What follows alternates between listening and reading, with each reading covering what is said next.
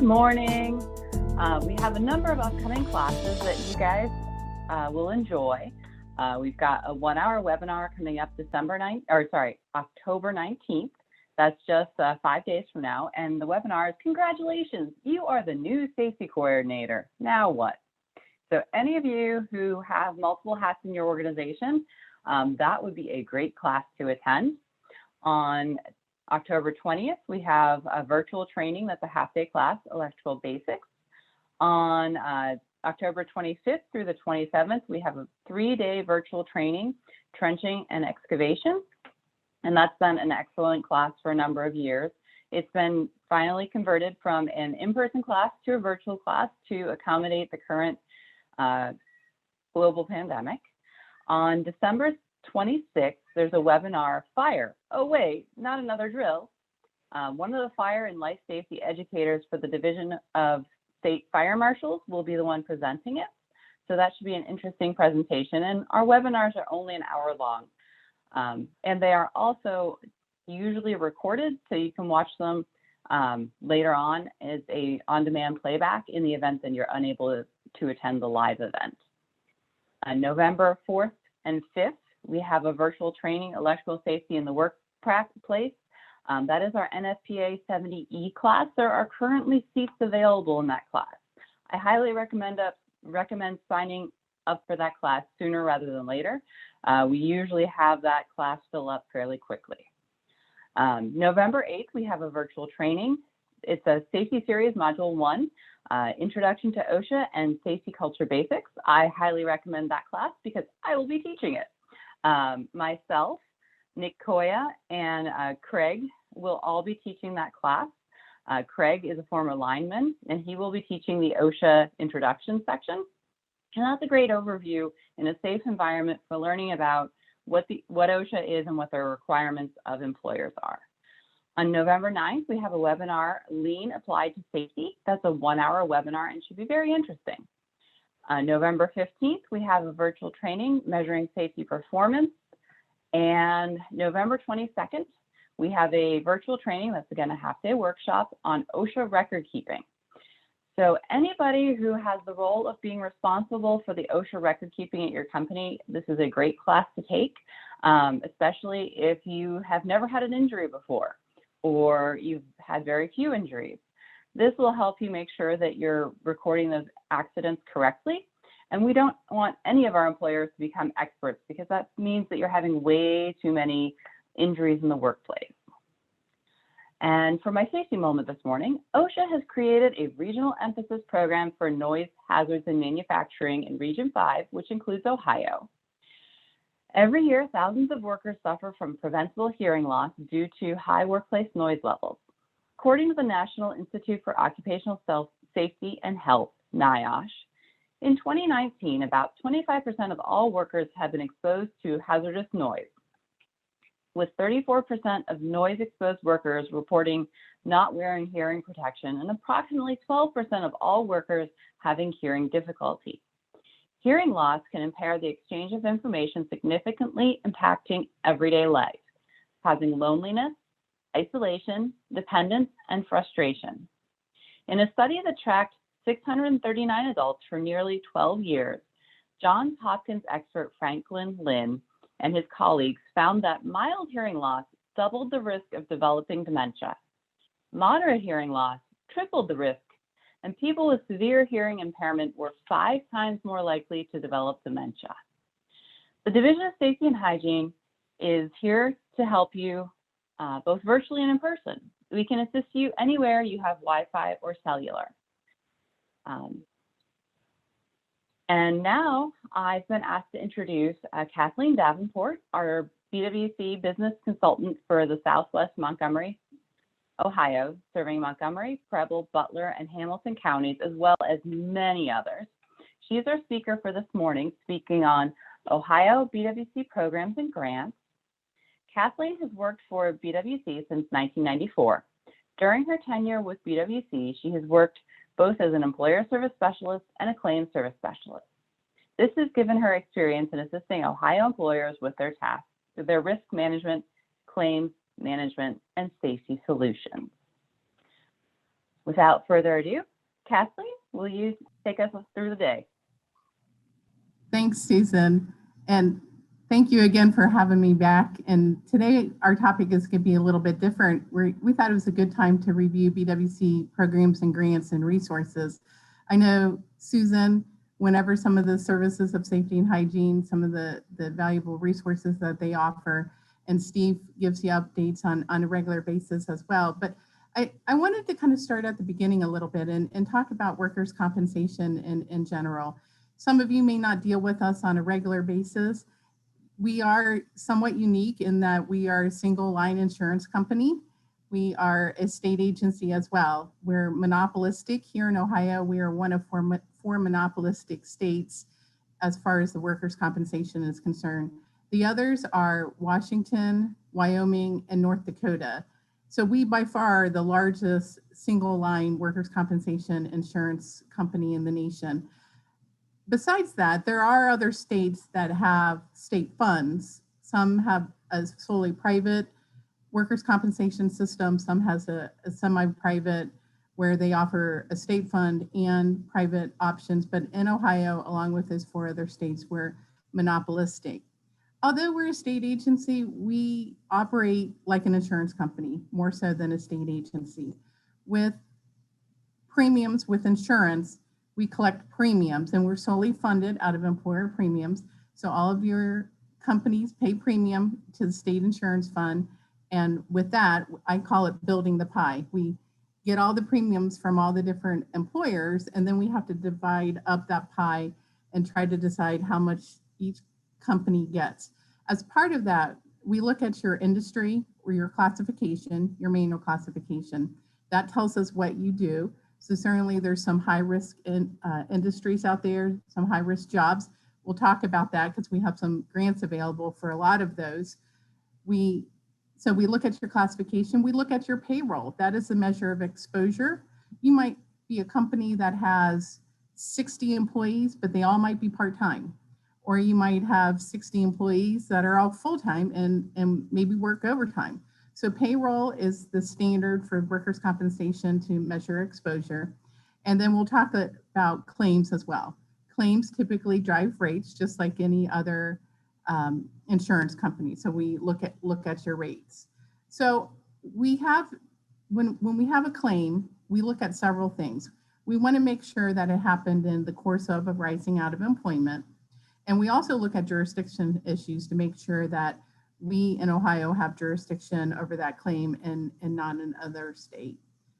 One of the other things I think it's important to just know about workers' compensation is that we are an exclusive remedy. So what that means is if an injured worker is injured in the course of their employment, their benefits are defined by the workers' compensation laws that apply to it. So they cannot, unless there's an intentional tort, go outside and sue an employer for a work-related injury. So that's what we call an exclusive remedy. But also, on the other side, it's no fault. Many employers have very good training programs, and we hope that you're out training your employees how to do their job safely.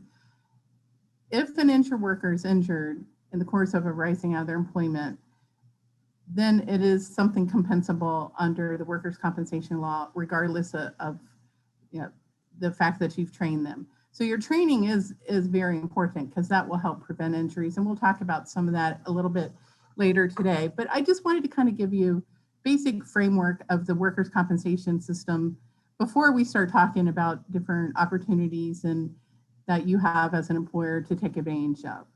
So first, I'm going to talk about different rating plans. The first rating plan is base rate or experience rate. This is the default rating plan with workers' compensation. What base rate is, that's the average rate for your industry.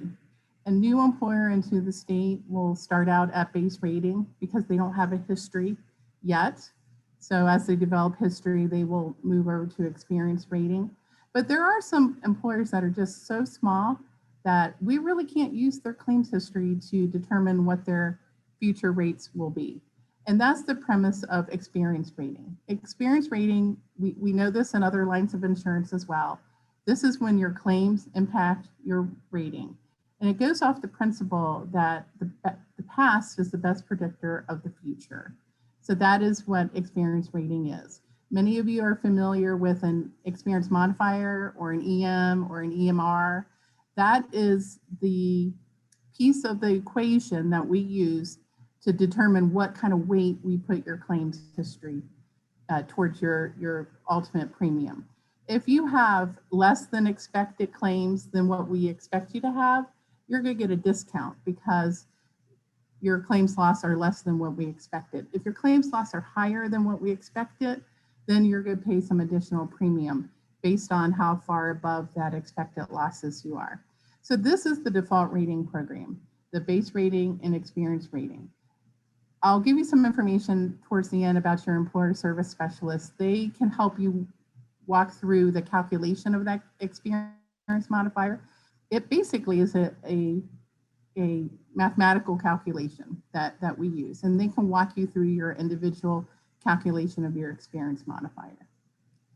The next program I'm going to talk about is group experience rating and also group retrospective rating. These are two group options that we have available with BWC. What group means is that there's a sponsoring group that sponsors these groups. It could be a trade association, Chamber of Commerce. I know South Metro is a sponsor to a group rating program.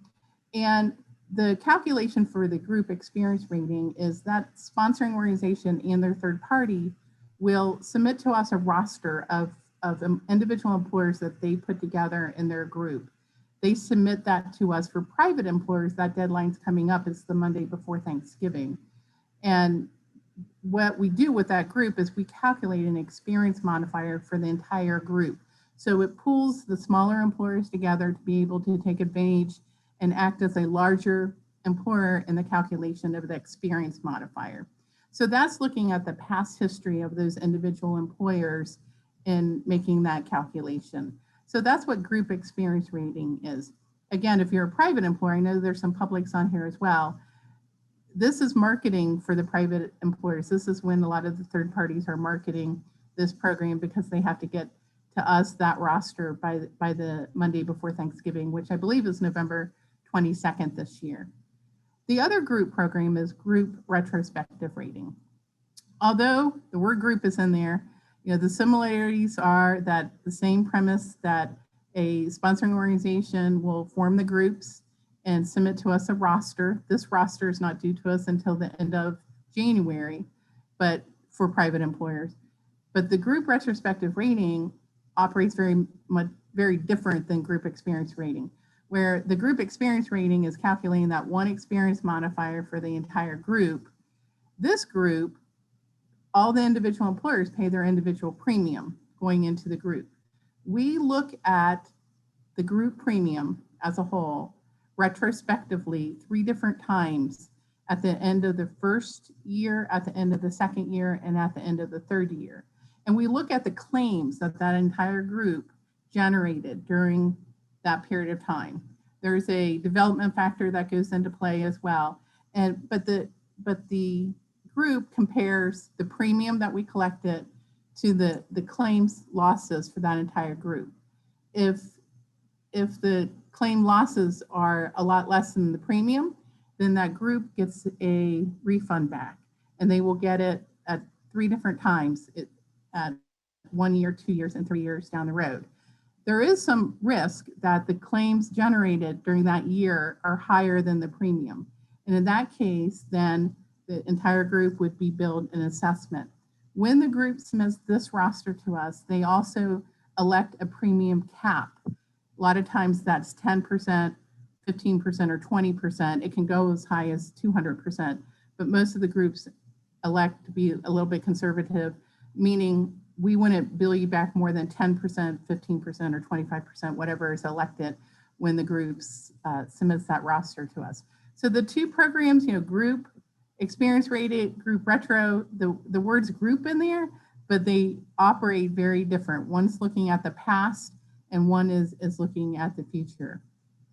The other programs to talk about is the large deductible. We have a small deductible and individual retro. I kind of clumped these together because they operate similar to a deductible. And I think we all kind of understand the concept of a deductible. We have that in other lines of insurance where you will be billed dollar for dollar up to the cost of whatever deductible limit that you choose. But then in exchange for that, you get a reduced premium. And I always share the story about my boys. I have three sons, 18, 21, and 23, and they're all still on my car insurance. I elected from the first time my oldest son became 16 and was a licensed driver. I wanted that $250 deductible. I didn't want to have to be on the hook for lots of accidents down the road and keep, paying my deductibles each time any little fender bender happened. So I elected the small $250 on my private auto insurance. Now, knock on wood, I've been lucky and we've had very little claims on our insurance, but looking back, I'm like, oh my gosh, I wish I would have chosen the $1,000 deductible. I would have came out in a better situation. But the same is true with workers' compensation. You look at the deductible, you look at the savings that it offers. The deductibles start at $500, go up to $200,000. The individual retro starts at $100,000 and can go up to $400,000 or even no limit on per claim deductible. But you do kind of have to look at your claims history and look at your discount and try to make the best guess that you can going into that type of program. So there is some risk involved in it. When you get to the higher level deductibles, like the large deductible or individual retro, in addition to just applying, we're also going to look at your financials because we want to make sure that you're able to handle a claim that might go awry. Maybe it's a claim that has a very long tail. We still have claims that we're paying on that happened in the late 40s and 1950s. So claims can have a very, very long tail. If you're in a deductible program, then there is no limit to how long that those claim payments could last. Individual retro, it's a 10-year program. And so the mechanics of the program operate a little bit differently, but I think it's something that you just need to look at each year to see if this is something that's beneficial and am I willing to take that risk? The last program I wanted to talk about is two more programs. The one claim and EMCAP program. These two programs are kind of specialized programs that the one claim program is if you just have one claim that removes you from a group rating program, we don't want that premium to swing in another direction too swiftly. So there's the one claim program. There's also an EMCAP program that prevents us from taking that experience modifier. We can only increase it by at least 100% each year going forward. So that prevents some of these heavy swings in workers' compensation premiums in regards to the experience modifiers, especially if you just have one or two claims that are coming on that you're used to paying low rates because you have a very good history. Maybe you don't even have any claims. And then all of a sudden the claims start coming on to your experience. It kind of buffers those. So those are kind of two specialized programs that we have that we offer employers. But the last program is self-insurance. Self-insurance in Ohio is considered a privilege. And I talked about with the deductible programs and the individual retro about looking at your financials. We certainly do that when in regards to an evaluation for self-insurance because we need to make sure that you're able to financially pay for all the claims costs. You administer the claims yourself, so there is no BWC paying benefits. You pay the benefits directly. You do have to go through the industrial commission to any disputes. So that part has not changed. If you disagree or the employee disagrees with what's going on with the workers' compensation claim, even though you're self-insurance, you still have to go through the industrial commission for them to adjudicate it. So that part is the same, but you don't have BWC paying those benefits. But you do have to be able to withstand very serious claims if they should happen, claims that have a long tail if those should happen. And the worst case scenario is some type of catastrophic event where you have multiple injuries maybe with the same event. So we do look at your financials. Once you become self-insured, then there's a fund that pays for any defaults within that self-insured community. So the self-insured community wants us to make sure that we're looking at the financials and only letting people in that meet the criteria of the financial strength. We used to say 500 or more employees are needed to qualify for self-insurance. We now kind of remove that. It's more 300, but really it's more on your financial strength versus anything else. So those are the rating plans, that some of the options that you have available. Again, base rating and experience rating is the default, but from there you have different options that you can choose. So once you choose your rating plan each year, then you can look at some availability of some rebates. So we have a program called Destination Excellence. What Destination Excellence is a rebate program where you can enroll, and there's a compatibility with the other programs that we talked about, and I'll show you here in a little bit where to find our compatibility chart. But these programs are designed to offer rebates to employers that incentivize safe work practices, or once a claim happened, cost control strategies, or even administrative savings. So Go Green is an example of that. The rebate for Go Green is 1% up to $2,000 of 1% of your premium up to $2,000. And just like you do with a lot of your credit cards and your bank statements, you go online and you set up that you will receive an electronic notification when you have an invoice. So we will stop mailing out invoices to employers that are in Go Green. You get an email, you sign up for it, you get an email that says there's an invoice available online. You go out to our website and pull that invoice and pay it. When you pay it electronically. So you pay it, we accept ACH payments and also credit card payments. So you can go on, put your credit card information, ACH information, and pay it online. So that's saving us administrative work. And in exchange for doing that, you will receive the 1% up to $2,000 of your premium back. The next is the lapse free. Lapse free is the same discount as 1% up to $2,000. But this is for employers that have not had any lapses in their history for the last 60 months or 5 years. So again, we have a compliance department that handles anybody that is in a lapse status or lack of premium payment. And it can be very costly trying to track people down in order to make sure that they're current and compliant. So the lab-free discount is an incentive. Now, I say that, but we also have grace periods built into our system where if things cross in the mail, you're not going to automatically be lapsed. We do allow grace periods. And, you know, again, going back to the Go Green, I heard recently that the post office was not guaranteeing a lot of their mail in the timeframes that they used to. So the mail can be very slow and it's hard to track payments that cross in the mail. So that's another reason I think to go with the Go Green and then keep your policy current. The next rebate available is the transitional work bonus. And this is up to 10%. I've been with BWC for 27 years. And one of the things that I know is that if you have a claim, hopefully you can prevent them, but if you have a claim, transitional work is probably the most beneficial cost control strategy you can implement. Bringing people back to work, you know, we used to say light duty or modified duty. Transitional work is a little bit different than light duty or modified duty. If you just have light duty tasks, then I think that's appropriate. But if you're able to transition an employee back to their job on a gradual basis, that is probably most beneficial to that employee. And I give an example. My husband's a retired firefighter, and I think we all understand the jobs of a firefighter. When he was a firefighter, he was required to lift 100 pounds on a daily basis.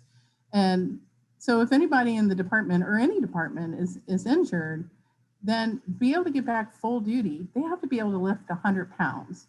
Now, in my job, I don't have to lift anything, but in his job, he would be required to lift 100 pounds.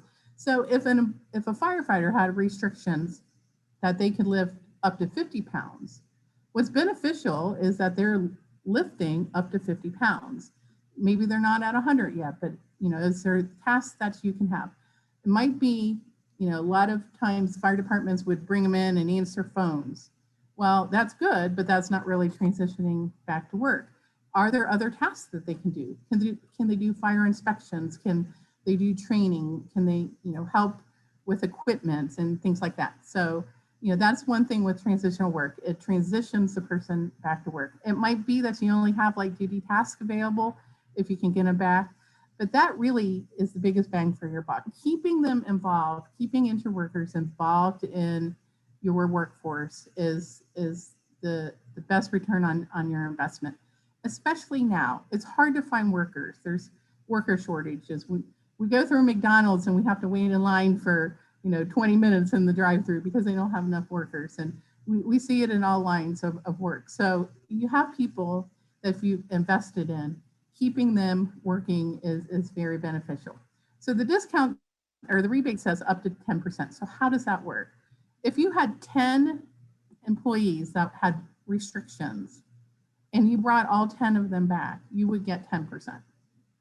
If you had 10 employees that had restrictions during that year and you brought 8 of them back, you would get 8%. So it's a percentage of usage. If you only had one opportunity to use that because you only had one injured worker that year with restrictions and you brought him back that one time, you would get the 10%. So that's how the transitional work bonus works. We also have the drug-free safety program. This is a 4 to 7% rebate for implementing a drug-free workplace program.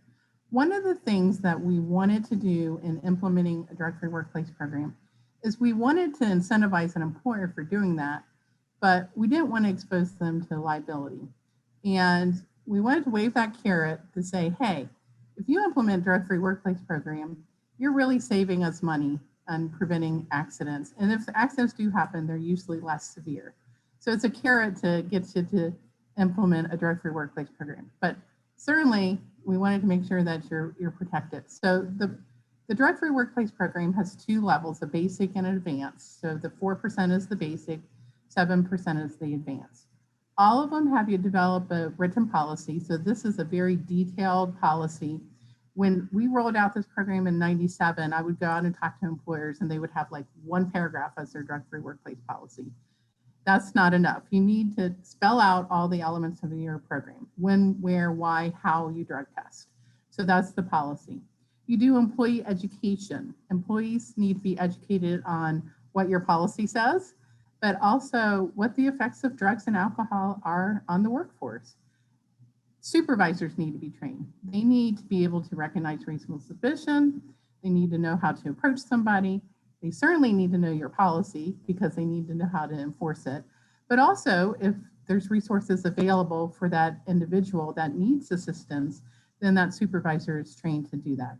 So with the basic program, the drug testing that is done as part of the program is pre-employment or new hire, post-accident, reasonable suspicion, and follow-up to treatment.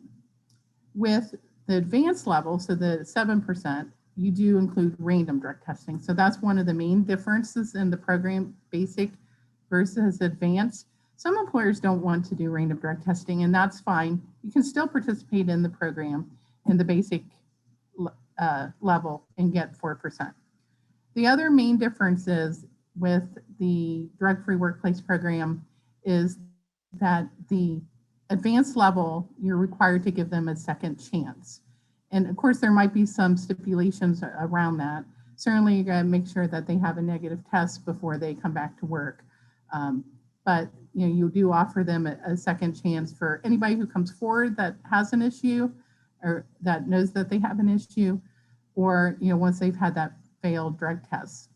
The basic level, if you have 0 tolerance, then you know you would stay at the basic level of 4%. So that's kind of the nuts and bolts of the drug-free workplace program. The industry-specific safety refund or rebate program is a 3%. We have, and I know Steve talks about it on a regular basis at your meetings. Susan talked about some of the services that they have, that our Division of Safety and Hygiene has to offer. What this program is just basically that you engage in with BWC with safety services. So it could be our safety congress that we have each year in March. This year, I think it's March 9th through the 11th. Next year, 2022, March 9th through the 11th. So many of you have been to that event. It's virtual these past few years because of the pandemic, but in the past it was in person.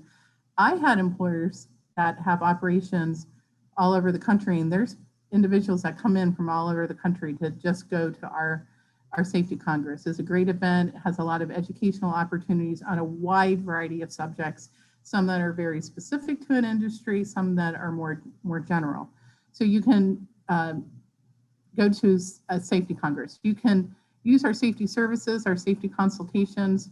You know, Susan is a general safety consultant. We have a lot of experts, you know, like Susan, that can help advise you on your OSHA programs or your team formation of your safety committees, a wide variety of things, but also individuals like Steve. Steve Roth is one of our ergonomists. He helps with workstation design. And in addition, we have industrial safety and hygienists who will come out and do air and noise sampling. So those are, if you have any of those individuals come out and work with you on one of your areas of needs, then you can get credit for the industry specific safety. And our other option is through our classes. Now, all of our classes now are virtual. So we suspended our in-person classes, but hopefully at some point in the future, we'll get back to in-person, and in-person classes qualify.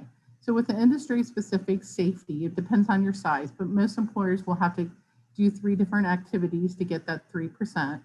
And it can be a combination of any of those things I talked about.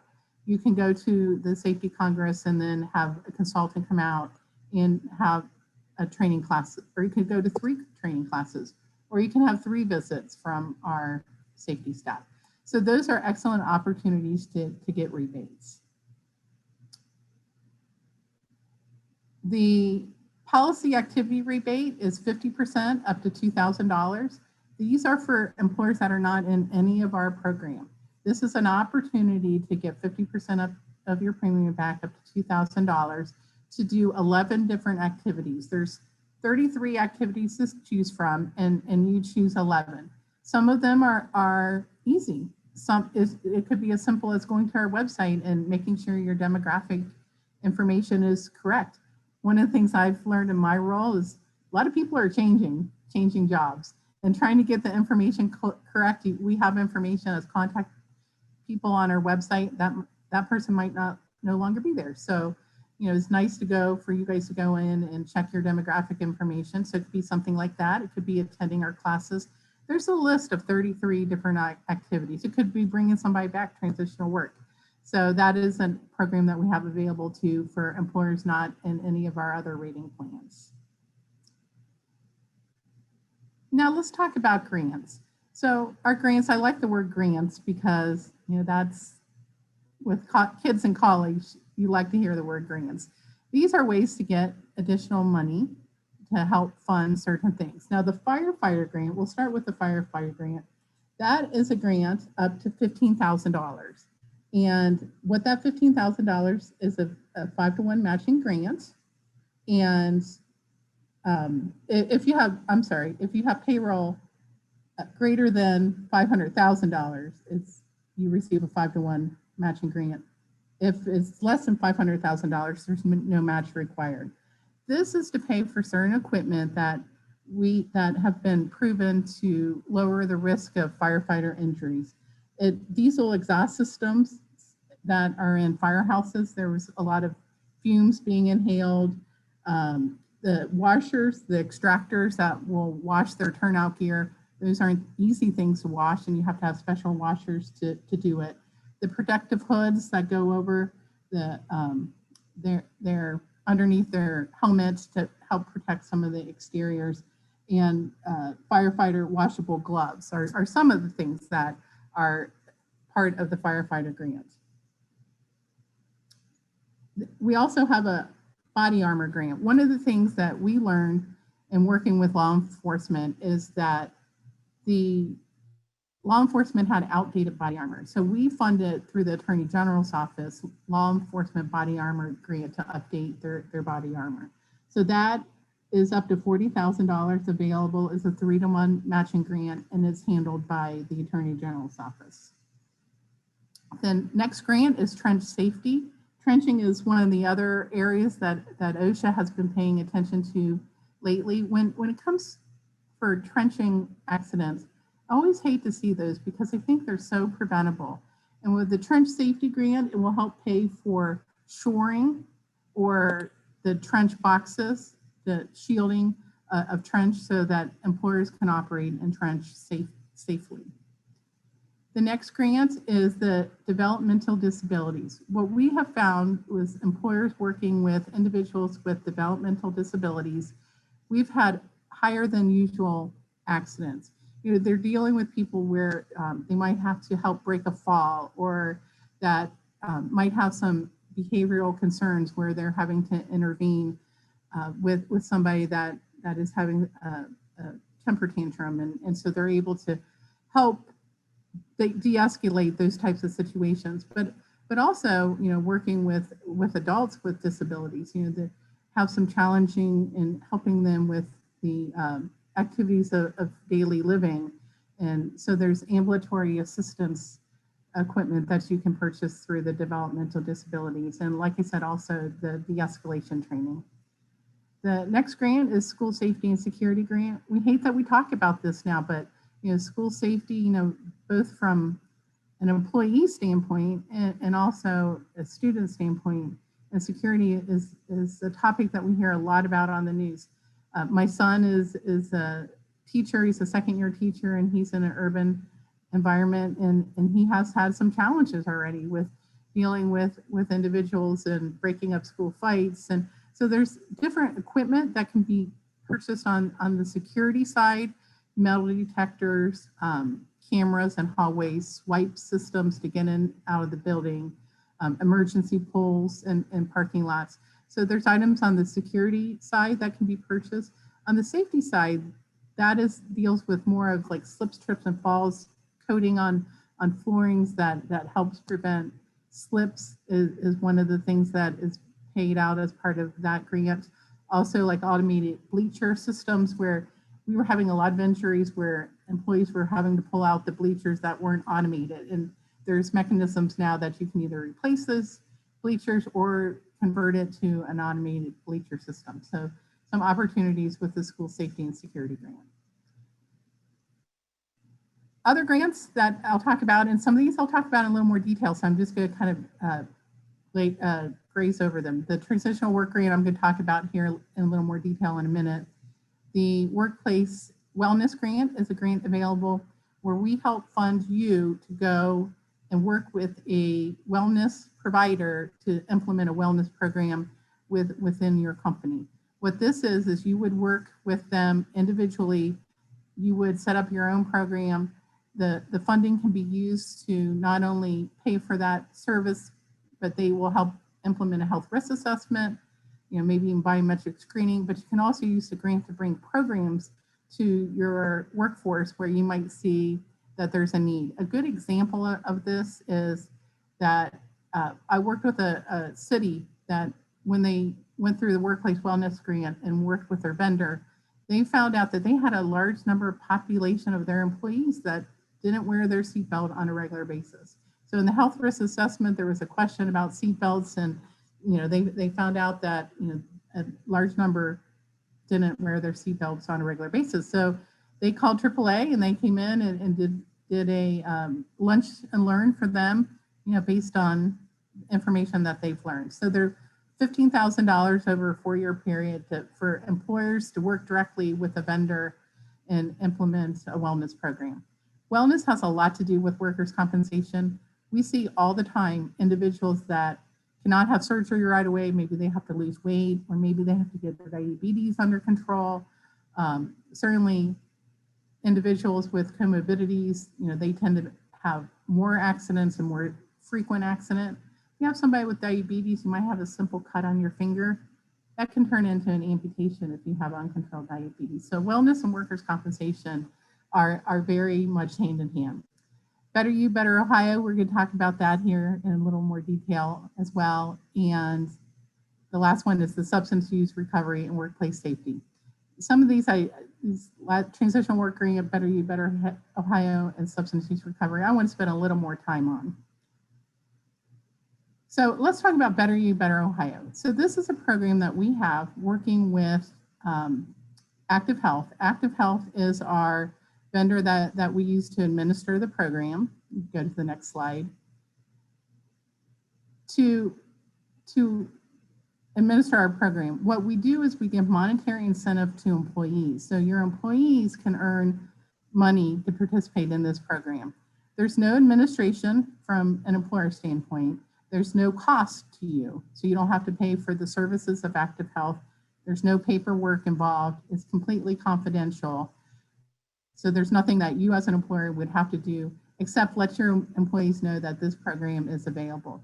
The biggest thing with this program is that the employees get money back, and they get money back to help focus on wellness. So what we look as far as qualifying members in Ohio workforce is, again, I'm sorry, we partner with Active Health. I think I already mentioned that. You can go to the next slide. They just have a lot of experience in working with companies. So we're not managing that internally. We're having people that do this on a regular basis manage the program for us. So who are the eligible workforce employees? You cannot have a wellness program. So if you have a wellness program in place, your employees would not qualify. You have to be in one of our targeted industries, and I'm going to outline those here in a minute. You have to have at least 250 or fewer employees. We find that the larger employers already have wellness programs in place, so we're looking for employers that have 250 or fewer employees in the workforce. So I talked about the targeted industries. If you're in agricultural, automotive repair and service, construction, firefighter, healthcare, manufacturing, public employer, restaurant, food service, transportation and trucking, trash collection, wholesale, retail, police and public safety. That's what we consider the high-risk industry. So if you're in one of those industries and you do not have a wellness program already in place and you have 250 or fewer employees, this is something that your employees can take advantage of. So what do? So there's two parts of the program. There's the health risk assessment and the biometric screening.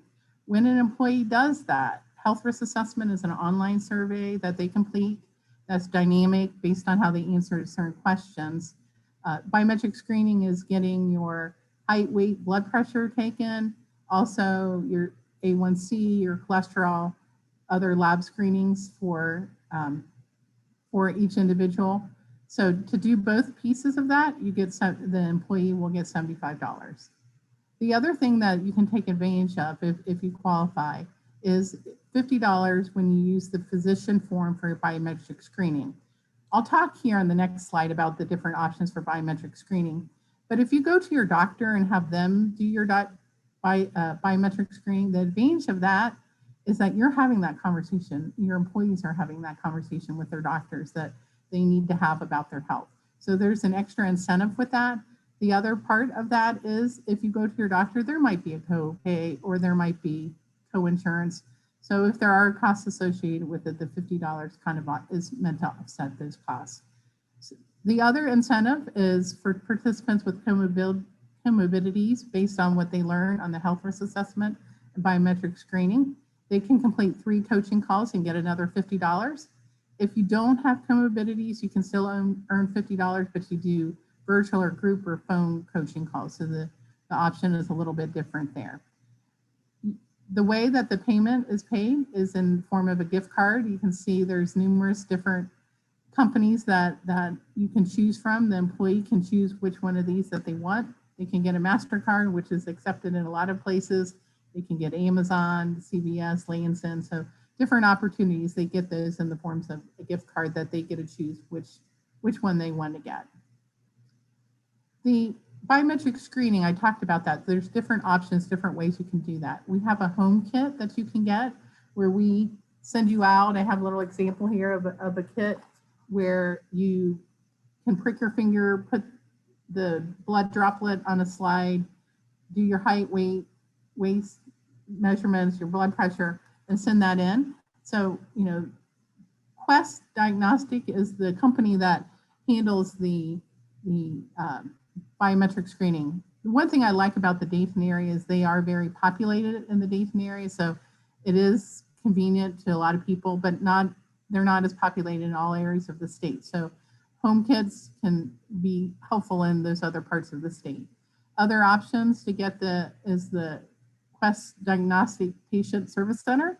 There's one in my local Walmart now. I can go to Walmart and make an appointment with Quest there in the front and get my biometric screening done, but they have other sites as well. You can have the provider, like I mentioned, you can take the form to your provider and you can get the extra $50, or employers can host on-site screenings. And to do this, you need at least 30 people and you can do the on-site screening. Other program talked about is transitional work grants. So the transitional work grants are now available to employer every 5 years. This used to be a one and done program. The transitional work grants offer 100% reimbursement. There used to be a matching portion. Now it's 100% reimbursement for the transitional work. And the maximum grants is based on your size of or number of employees. So 1 to 49, you can get $2,900 for the transitional work grant. 50 to 199, 5,200, and more than 200, you can get 6,300. What these grants are designed to pay for is designed to help a work developer assist you. They will help develop a transitional work policy and procedure manual for you. They'll work with you to kind of understand your company and help you with your policy and procedure. The best part about it is the job analysis in my mind. So what the job analysis is it looks at the different job functions within your employment, and they have a physical therapist or an occupational therapist come out and document that. The benefit of that is if you do have an injury and you have an injured worker going to the hospital or urgent care medical provider, you can provide them with a document that details the physical requirements of their job. That helps the doctor make a decision about whether or not they can come back, transitional work, whether or not they need to stay off work. So it's written by a physical therapist, an occupational therapist, somebody who understands the medical side. It's not your HR job function. It also helps you develop a job bank to help with light duty if you have light duty opportunities available. So you have that already in case you have an accident. And then it pays for training of the management and supervisors. They need to know how to implement your transitional work program. Employee education and the evaluation of the program, you want to review your program on a regular basis, make sure it's checking all the boxes and it's meeting all the needs of the company. So this work developer will also assist you to do that. I mentioned transitional work is the biggest bang for your buck. So this is a great opportunity. And what's new about that program, again, is that you're now able to do it every 5 years and revamp it every 5 years. And now there's no out-of-pocket expense as long as you don't go over the amount of the grant. The other great program to talk about is our Substance Use Recovery and Workplace Safety Program, which is a program that's been in place for a number of years, but it reimburses expenses related to your drug-free workplace policy. The newest change with this program is that we will reimburse for expenses for drug testing for prospective or current employees if an employer has a written second chance policy. So if you have a second chance policy in your drug program, we will pay for drug testing, reimbursement for drug testing. In this area, we work with Montgomery County Adam H. Board to distribute the funds. The cap on the drug testing is $1,500, but it's a great way to get reimbursement for some of your drug testing. Just quickly, some of the other things that it covers is the policy development and legal review of your drug-free workplace program, employee education, and supervisor training. These are also elements of our drug-free workplace program. You do not have to be in our drug-free workplace program to take advantage of this. Anybody that has a drug program can take advantage of this. To be eligible, you can go online, fill out an application, and basically you just have to be in good standing with BWC. You have to be in one of the counties that are either an AdamH partner, which Montgomery County is, or in one of our BWC pilot direct reimbursement counties. But the whole Dayton area is involved in this program. You have to be current on your premiums, just like all of your other programs. You have to be in good standing with us and have an active policy. And you have to have reported your true up. True up is the reconciliation of your estimated premium to actual premium. So you have to have reported your true up in the preceding policy year.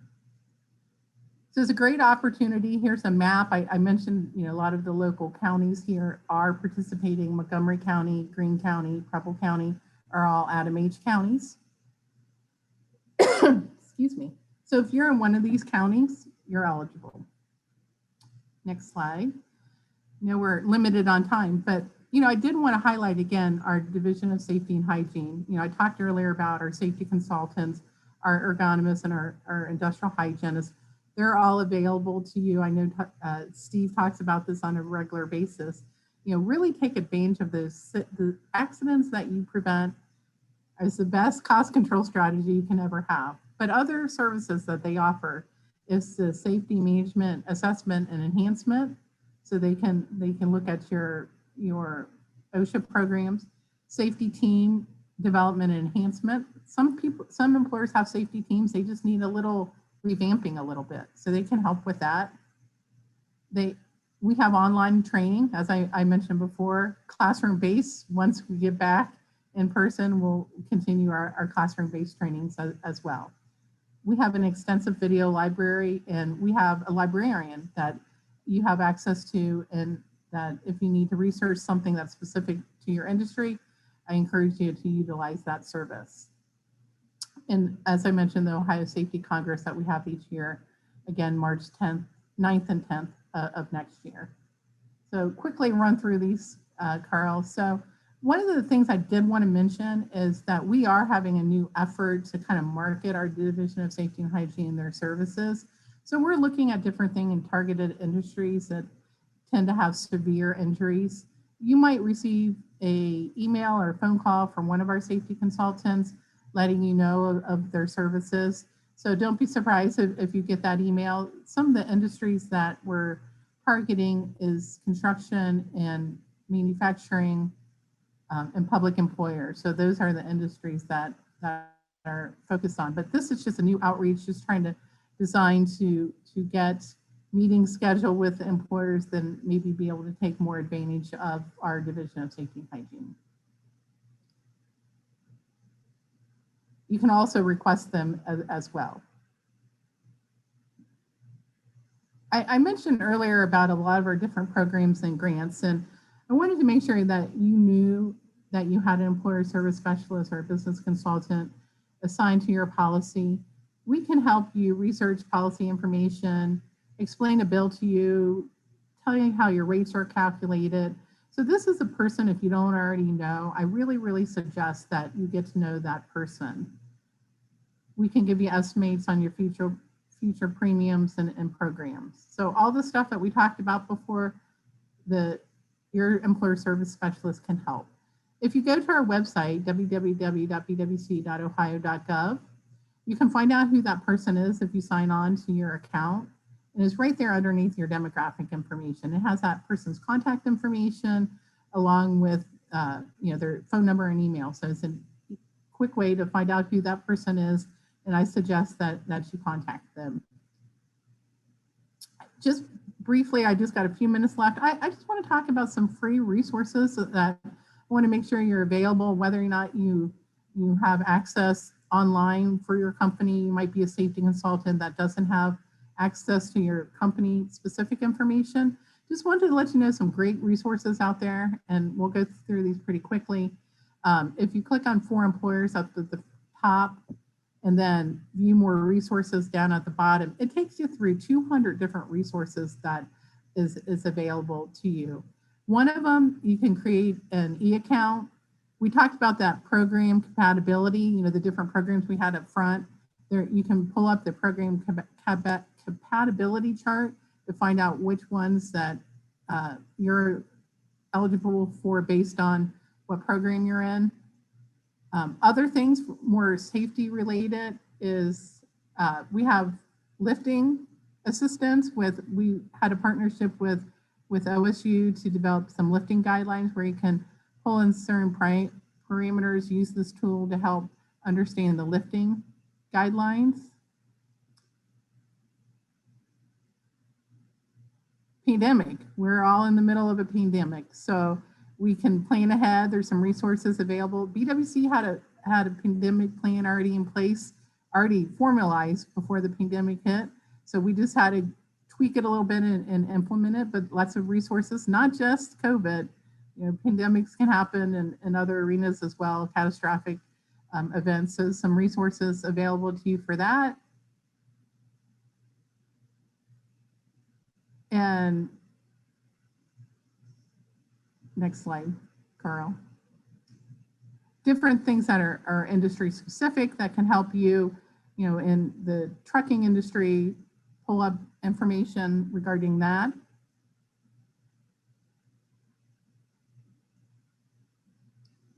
Industry specific safety, like I mentioned before, you can pull up your industry here and get different flyers on this is a manufacturing flyer, you know, different things as far as a safety consultant that needs to be mindful. This is just one page, it's like a 10-page document that can help you if you're in your specific industry, just guidelines to help you with injury prevention. Safety resources available, you can click on that. Safety management resource guide, which is kind of a step-by-step resource guide that helps you with your safety management program.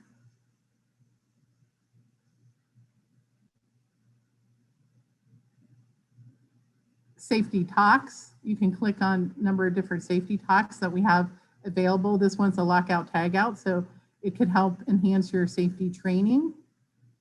And pulled up another one on protecting older workers. I think all of us are faced with older workers. I'm older, getting older, I'm not getting younger, and my work environment changes as I get older.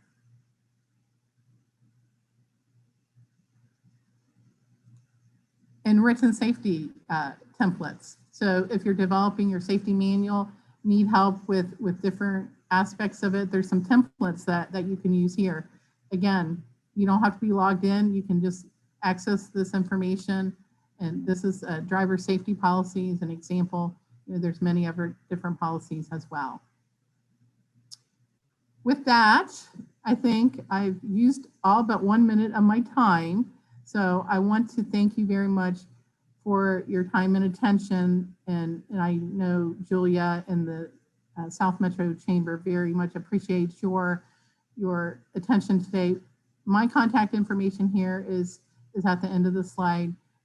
We went over a lot of information very quickly, but we want you to be able to take advantage of this. So I'm here for you.